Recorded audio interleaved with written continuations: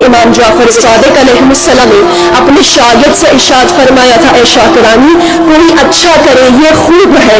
لیکن تم کرو تو خوب تر ہے، کیونکہ تمہاری نسبت ہمارے ساتھ ہے،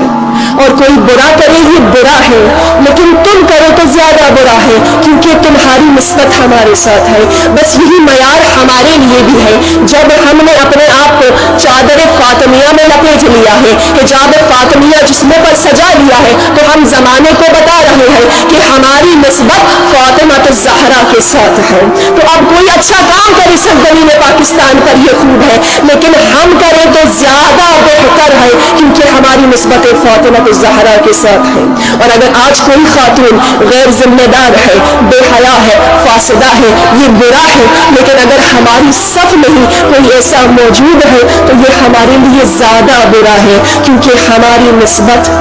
حضرت فاطمہ الزہرا سلام اللہ علیہا کے ساتھ ہے۔